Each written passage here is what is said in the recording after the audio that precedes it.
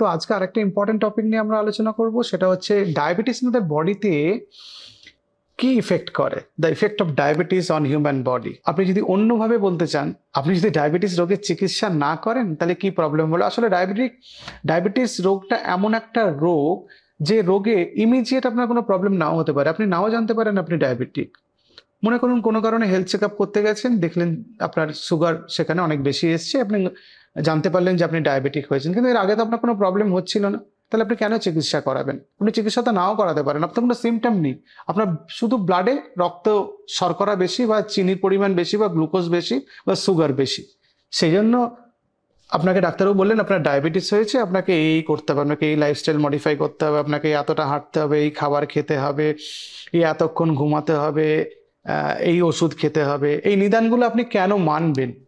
এর কি প্রয়োজনীয়তা আছে? ডায়াবেটিস হলে আপনার বডিতে কি হয় অ্যাকচুয়ালি, সেই জিনিসগুলো আপনার জানা দরকার। তাহলে আপনি বুঝতে পারবেন যে ডায়াবেটিস হলে চিকিৎসা করানোটা কতটা জরুরি। প্রথমে বলি ডায়াবেটিসটা কেন হয়। ডায়াবেটিসটা হয় যদি কোনো কারণে বডি থেকে ইনসুলিন যদি তৈরি না হয়, অথবা আপনার বডিতে ইনসুলিন যদি কম তৈরি হয়, অথবা আপনার বডিতে ইনসুলিন তৈরি হচ্ছে ঠিকই কিন্তু ইনসুলিন প্রপারলি কাজ করতে পারছে না, এসব কারণের জন্য ডায়াবেটিস হতে পারে। এবং কিছু কিছু ক্ষেত্রে ড্রাগ ইনডিউসড ডায়াবেটিস আছে। ড্রাগ ইনডিউসড ডায়াবেটিস মানে কিছু ওষুধের জন্য ডায়াবেটিস, সেটা অলমোস্ট এই তিনভাবেই কাজ করে, আমি যে প্রথম তিনটে জিনিস বললাম। ডায়াবেটিস হওয়ার আগে বডি কমব্যাট করার চেষ্টা করে আপনার ডায়াবেটিসটা কিভাবে কন্ট্রোল করা যাবে বা আপনার সুগারকে কিভাবে কমানো যাবে, তার আগে বডি খুবই চেষ্টা করতে থাকে। একটা সময় পরে যায় যখন বডি যখন ফেল করে, তখন আপনার ব্লাডে সুগারের পরিমাণ বা শর্করার পরিমাণ বা চিনির পরিমাণ বেড়ে যায়, তখন ডায়াবেটিসটা হয়। এটা আমাদের এখন জানবো যে ডায়াবেটিস হলে আমাদের কি কি অর্গান এফেক্টেড হয়। ডায়াবেটিস হলে মোটামুটি বডিতে যত রকম অর্গান আছে সব এফেক্টেড হয়। স্কিন থেকে শুরু করে আমাদের চোখ, মানে রেটিনা এবং চোখের লেন্সের কথা বলছি, আমাদের দাঁত, আমাদের হাড়, আমাদের লাংস, আমাদের হার্ট, আমাদের কিডনি, আমাদের নার্ভাস সিস্টেম, আমাদের ব্লাড ভেসেলস, আমাদের সব এফেক্টেড হতে পারে ডায়াবেটিস থেকে। ডায়াবেটিস থেকে এই অর্গানগুলো অ্যাফেক্টেড হওয়াটা খুব স্লো পেসে হয়, ফলে আপনার ইমিডিয়েট কোনো প্রবলেম নাও হতে পারে। যদি কোনো কারণে এক্সট্রিম কিছু প্রবলেম হয় তখন আপনি ইমিডিয়েট প্রবলেম ফেস করতে পারেন। মনে করুন কোনো কারণে ডায়াবেটিসের জন্য হার্ট অ্যাটাক হলো, তাহলে বুকে ব্যথা হলো, বা আপনি ঘামলেন, বা আপনার কোনো প্রবলেম হলো, আপনি ডাক্তারের কাছে গেলেন, সেটা ইমিডিয়েট প্রবলেম হলো, অথবা আপনার ব্রেনে হেমারেজ বা স্ট্রোক হলো ডায়াবেটিসের জন্য, সেটা প্রবলেম হলো। ডায়াবেটিস ইটসেলফ এক্ষুনি পেশেন্টকে মৃত্যুর মুখে ঠেলে দেবে ব্যাপারটা তা নয়, অনেকগুলো কমপ্লিকেশন হয়ে পেশেন্টের জীবনহানি বা অন্য কিছু প্রবলেম হতে পারে। ডায়াবেটিস হলে কতগুলো কারণে হাই ব্লাড প্রেশার হওয়ার সম্ভাবনাও থাকে, সেটা ইনডাইরেক্টলি হার্টের ক্ষতি করে, কিডনির ক্ষতি করে। ডায়াবেটিস হলে আপনার কোলেস্টেরলের প্রবলেম হতে পারে, সেটা ডায়াবেটিক ডিসলিপিডেমিয়া বলে, সে কারণেও আপনার হার্টের প্রবলেম হতে পারে। সুতরাং ডায়াবেটিস কন্ট্রোল করার দরকার আপনার এই প্রবলেমগুলো প্রিভেন্ট করার জন্য। এখন আমি আপনাদের একটা লিস্টের মতো করে বলছি, আপনারা স্ক্রিনের লিস্টটা দেখতে পাবেন যে ডায়াবেটিস হলে আমাদের কি কি প্রবলেম হতে পারে। ডায়াবেটিস হলে আমাদের স্ট্রোক হতে পারে। স্ট্রোক ডায়াবেটিক পেশেন্টদের ক্ষেত্রে 4 টাইমস হায়ার। ডায়াবেটিস হলে আমাদের লস অফ কনসিয়াসনেস হতে পারে, কারণ ডায়াবেটিক কিটোঅ্যাসিডোসিস বলে একটা প্রবলেম হয় যেটা আনকন্ট্রোল ডায়াবেটিসে হয়, এবং সেটা থেকে আমাদের অজ্ঞান হয়ে যাওয়ার সম্ভাবনা থাকে। খুব বেশি জল তেষ্টা পেতে পারে ডায়াবেটিস হলে। ভিজুয়াল ডিস্টারবেন্স হতে পারে রেটিনার প্রবলেম বা চোখের লেন্সের প্রবলেমের জন্য। আমাদের শ্বাস প্রশ্বাসের সঙ্গে সুইট স্মেল আসতে পারে, সেটা ডায়াবেটিক কিটোঅ্যাসিডোসিসে হয়।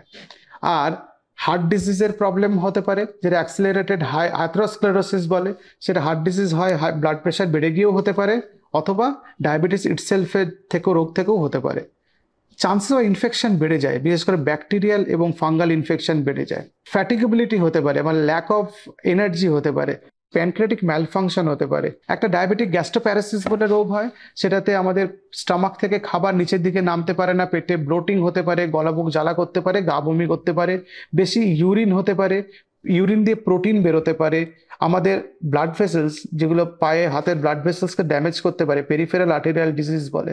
একটা কিটোঅ্যাসিডোসিস হতে পারে, মানে আমাদের ফ্যাট ব্রেকডাউন হয়ে কিটোন বডি তৈরি করতে পারে।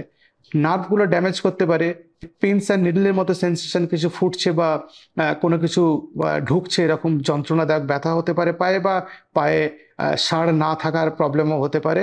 আমাদের স্কিন শুকিয়ে যেতে পারে বা ক্র্যাকল হতে পারে বা ড্রাইনেস হতে পারে, আর পায়ের প্রবলেম হতে পারে, পায়ের নামনেস হতে পারে বা পায়ে কোনো আলসার বা ক্ষত হতে পারে। এই প্রবলেমগুলো ডায়াবেটিস থেকে আমাদের হতে পারে। কিন্তু ডায়াবেটিস হলে যে মেজর প্রবলেম হয় সেটা হলো আমাদের হার্টের প্রবলেম হতে পারে, কিডনির প্রবলেম হতে পারে, স্ট্রোক হতে পারে, আর একটা নিউরোপ্যাথি হতে পারে, পেরিফেরাল নিউরোপ্যাথি আর রেটিনোপ্যাথি।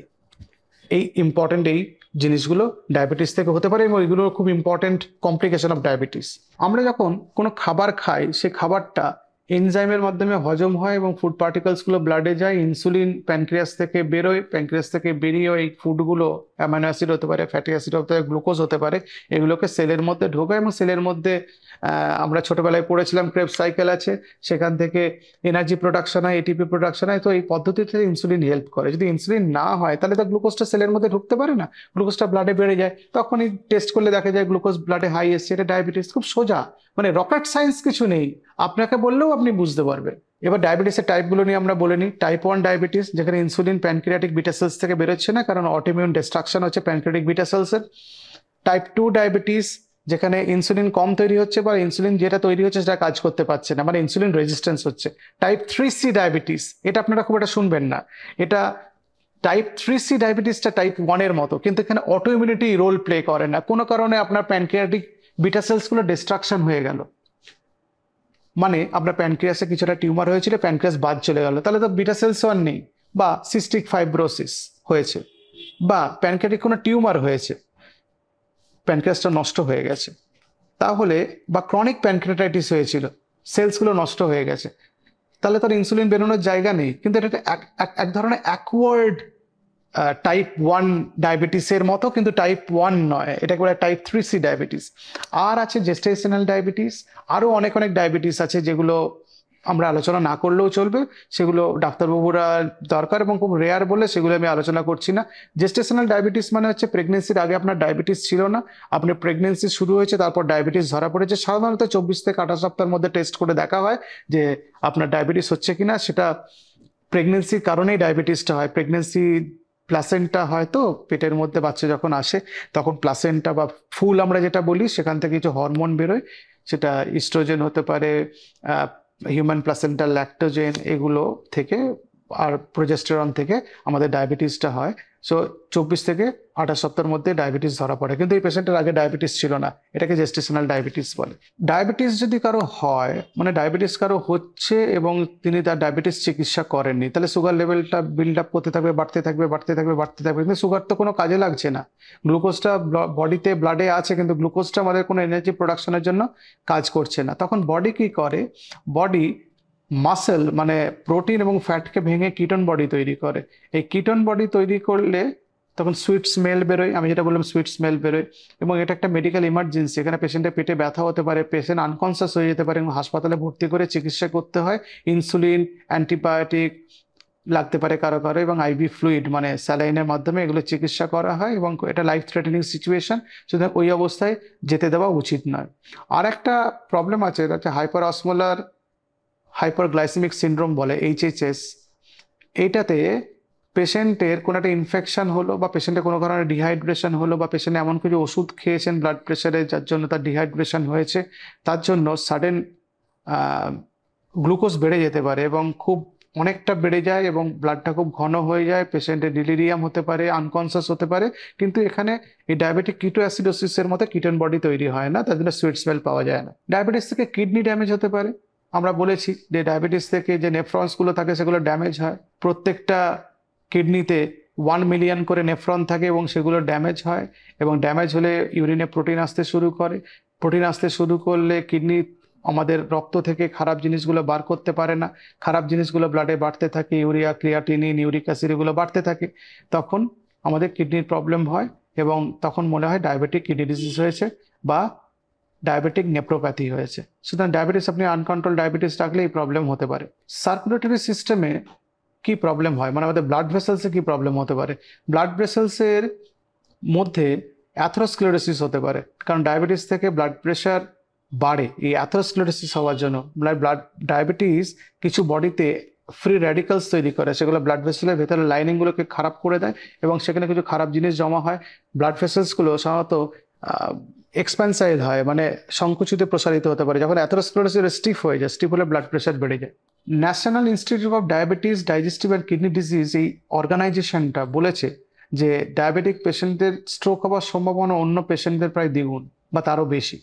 সুতরাং ডায়াবেটিস যাদের হবে, তারা যদি ডায়াবেটিস কন্ট্রোল না করেন, তাদের স্ট্রোক হওয়ার সম্ভাবনা অন্য পেশেন্টদের থেকে বেশি। ডায়াবেটিস থাকলে স্মোকিং বন্ধ করতে হবে, কারণ স্মোকিং এমনিতেই ডায়াবেটিসের জন্য আপনাদের হার্ট খারাপ হচ্ছে, কিডনি খারাপ হচ্ছে, স্ট্রোক হওয়ার সম্ভাবনা বাড়ছে। স্মোক করলে এই হওয়াগুলো, স্ট্রোক হওয়ার সম্ভাবনা, হার্ট অ্যাটাক হওয়ার সম্ভাবনা, কিডনি খারাপ হওয়ার সম্ভাবনা, এগুলো বহুগুণে বেড়ে যায়। সেজন্য ডায়াবেটিস হলে আপনাকে স্মোকিং বন্ধ করতে হবে। অনেক সময় ডায়াবেটিক পেশেন্টরা আনকন্ট্রোল ডায়াবেটিস আছে বা ডায়াবেটিস কন্ট্রোলেও আছে, হাঁটছেন, কিছু হাঁটার পরে প্রচণ্ড ক্র্যাম্প হচ্ছে পায়ে, ব্যাক মাসেলে, তখন ডাক্তারবাবু বললেন আপনাকে একটা ডপলার স্টাডি করতে, এবং ডপলার স্টাডি করে আপনি দেখলেন যে ব্লাড ভেসেলসগুলো সরু হয়ে গেছে, ব্লাড সাপ্লাই কমে গেছে। এটাকে পেরিফেরাল আর্টারি ডিজিজ বলে। আর এই রোগটা কিছুটা হাঁটার পরে যে পায়ে ক্র্যাম্পের মতো ব্যথা হচ্ছে, এটাকে বলে ইন্টারমিডিয়েট ক্লডিকেশন। কারণ ডায়াবেটিস যদি আপনি কন্ট্রোল না করেন, এই প্রবলেমও হতে পারে। ডায়াবেটিসের পায়ের সব থেকে খারাপ রোগের মধ্যে আমার ধারণা, আমি যেটাকে বলি সব থেকে খারাপ রোগ, সেটা হচ্ছে ডায়াবেটিক ফুট। ডায়াবেটিক পেশেন্টের নার্ভগুলো কমজোরি হওয়ার জন্য, খারাপ হওয়ার জন্য, নার্ভ সেন্স করতে না পারার জন্য, কোনো আঘাত লাগলে, কাটলে ব্যথা অনুভব করেন না পায়ের নিচে। ওই জন্য আমি সব ডায়াবেটিক পেশেন্টকে পা প্রত্যেকদিন চেক আপ করতে বলি। যেহেতু ডায়াবেটিক পেশেন্টের এই পায়ে এরকম কাটলে ব্যথা অনুভব করেন না, ফলে তারা ইগনোর করেন। এবং ডায়াবেটিক পেশেন্টের যেহেতু চান্স অফ ইনফেকশন অন্য পেশেন্টের আমরা বেশি, অনেক গুণ বেশি, ফাঙ্গাল, ব্যাকটেরিয়াল বলুন বা অন্য ইনফেকশনের কথা, সেজন্য পায়ে ব্যাকটেরিয়া, ফাঙ্গাস ঢুকে ওখানে বড় আলসার করতে পারে এবং নন হিলিং আলসার, এবং পাটাকে আস্তে আস্তে নষ্ট করে ফেলতে পারে। এটাকে ডায়াবেটিক ফুট বলে। সুতরাং এটাও আমাদের নজরে রাখতে হবে। স্কিনের ডায়াবেটিস কি প্রবলেম করে? ডায়াবেটিস পেশেন্টের একটা ডিহাইড্রেশন হয়, স্কিনটা ড্রাই হয়ে যায়, সেজন্য স্কিনের ড্রাইনেস হয়, ক্র্যাকলস হয়। প্লাস যে জায়গাগুলো ওয়ার্ম ময়েস্ট থাকে, আমাদের কুঁচকি, আমাদের বগল, আমাদের প্রস্রাব এবং মলত্যাগ করার জায়গা, এগুলোতে যেহেতু জায়গাটা ময়েস্ট থাকে, ওখানে ফাঙ্গাল ইনফেকশন এবং ব্যাকটেরিয়াল ইনফেকশন হওয়ার চান্স ডায়াবেটিক পেশেন্টদের অনেক গুণে বেড়ে যায়। সুতরাং স্কিনেরও অত্যন্ত যত্ন নিতে হবে এবং ডায়াবেটিসের কন্ট্রোল প্রপারলি এই কারণেও করা উচিত। ডায়াবেটিক পেশেন্টদের স্কিনে ইরাপটিভ জ্যান্থোম্যাথোসিস বলে একটা প্রবলেম হয়। সেটা হচ্ছে হলুদ হলুদ ডটস, যার চারপাশে লাল রঙের একটা হিউ থাকে। এটা কোনো চিকিৎসার প্রয়োজন নেই, কিন্তু এইটা নিজে নিজেই সুগার কন্ট্রোলের অনেক সময় রিজলভ হয়ে যায়, কিন্তু এই প্রবলেম হয়। প্লাস ডিজিটাল স্ক্লেরোসিস হয়, হাতের চামড়া শক্ত হয়ে যায়, চামড়াটা একটু স্টিফ হয়ে যায়, বেঁকে যাওয়ার মতো হয়। এগুলো সুগার কন্ট্রোলের ঠিক হয়ে যায়। আর কোনো কোনো পেশেন্টদের ডায়াবেটিক ডার্মোপ্যাথি বলে একটা প্রবলেম হয়, যেটা স্কিনে হলুদ রঙের একটা আবরণ আসে, র্যাশ ঠিক নয়। ডায়াবেটিক ডার্মোপ্যাথি দেখতে অনেকটা এই ছবির মতো হয়। এইটারও কোনো চিকিৎসার প্রয়োজন হয় না, নিজে থেকে এগুলো সেরে যায়, কিন্তু সুগার আপনাকে খুব ভালো করে কন্ট্রোল করতে হবে। এরপর আমরা আসি রেটিনার প্রবলেম নিয়ে। ডায়াবেটিক পেশেন্টদের চোখের অনেক সময় প্রবলেম হয়, রেটিনার প্রবলেম হয়। রেটিনা হচ্ছে আমাদের ব্যাক অফ দ্য আইতে একটা লেয়ার, যেখানে আলো পড়লে আলো থেকে ছবি তৈরি হয় এবং ছবিটা প্রসেসড হয়ে ব্রেনে যায়, আমরা দেখতে পাই, সেটাকে রেটিনা বলে। রেটিনা কি হয় না, ওই ব্লাড ভেসেলসগুলো কমজোরি হয়ে যাওয়ার জন্য ছোটো ছোটো ব্লাড ভেসেল ফুলে যায়, কোনো ব্লাড ভেসেল লিক করে, কখনো ব্লাড ভেসেল অক্লুডেড হয়ে যায়। তো সেটাতে করে ডায়াবেটিক রেটিনোপ্যাথি, এবং এটা সাডেন ব্লাইন্ডনেস কারো কারো ক্ষেত্রে করতে পারে। বলে আপনার ডায়াবেটিস প্রপারলি কন্ট্রোল করা দরকার, এবং এই জিনিসটাকে যাতে ডায়াবেটিক রেটিনোপ্যাথি না হয় সেটাকে আটকানোর অন্তত চেষ্টা করা দরকার। এবং দেখা গেছে ডায়াবেটিক পেশেন্টদের চোখে ছানি পড়ার বয়স নন ডায়াবেটিক পেশেন্টের থেকে আগে, মানে অনেক ইয়াং এজে চোখে ছানি পড়ে যায়। সুতরাং ডায়াবেটিস প্রপারলি কন্ট্রোল করলে এই সমস্যা থেকেও আপনি কিছুটা অব্যাহতি পেতে পারেন। যদি জেস্টেশনাল ডায়াবেটিস থাকে, জেস্টেশনাল ডায়াবেটিস থেকে প্রিএক্লিয়ামসিয়া হতে পারে, ব্লাড প্রেশার বেড়ে গিয়ে লিভার এনজাইমস বাড়তে পারে। সুতরাং জেস্টেশনাল ডায়াবেটিস কন্ট্রোল করতে হবে। বাচ্চার সাইজ বেড়ে যেতে পারে, ম্যাক্রোসোমিয়া বলে, 9 পাউন্ডের বেশি বাচ্চার সাইজ হয়ে যেতে পারে। জেস্টেশনাল ডায়াবেটিস প্রপারলি কন্ট্রোল না করলে প্রিম্যাচিওর বার্থ হতে পারে, প্রিটার্ম লেবার হতে পারে, ছোট বাচ্চা জন্মায়, প্রিম্যাচিওর বাচ্চা জন্মাতে পারে। আর gestational diabetes vaginal infection, urinary tract infection বা ব্লাডার ইনফেকশন করতে পারে। সুতরাং সেটা নজর রাখতে হবে যে আপনার জেস্টেশনাল ডায়াবেটিস থাকলে সেটা যদি প্রপারলি কন্ট্রোল থাকে, তাহলে মা বাচ্চা সুরক্ষিত থাকবে। সুতরাং একটা ওভারঅল আপনাদের আমি একটা আইডিয়া দেওয়ার চেষ্টা করলাম যে কেন আপনারা ডায়াবেটিস হলে ডায়াবেটিসের চিকিৎসাটা করাবেন। ডায়াবেটিস আমাদের অর্গানে আমাদের শরীরে বিভিন্ন অর্গানকে অ্যাফেক্ট করে এই প্রবলেমগুলো করতে পারে। এবং এই প্রবলেমগুলো অ্যাভয়েড করার জন্য এবং এই প্রবলেমগুলো থেকে নিজেকে বাঁচানোর জন্য এবং প্রিভেন্ট করার জন্য আপনাকে ডায়াবেটিসের চিকিৎসা করতে হবে। ডায়াবেটিক রোগীদের আমি বলি যে নিউমোনিয়া, ইনফ্লুয়েঞ্জা, টাইফয়েড এই ভ্যাকসিনেশনগুলো করিয়ে নেওয়ার জন্য, কারণ তাদের চান্স অফ ইনফেকশন অন্যান্য পেশেন্ট থেকে বেশি, এবং আমেরিকান ডায়াবেটিক অ্যাসোসিয়েশন এই ভ্যাকসিনগুলো নিতে রেকমেন্ড করেছেন। এই জন্য সব ডায়াবেটিক পেশেন্টদের এই ভ্যাকসিনগুলো নেওয়া দরকার, তাদের অর্গানগুলো বাঁচানোর জন্য, ইনফেকশন থেকে বাঁচার জন্য। ভালো থাকবেন। নমস্কার।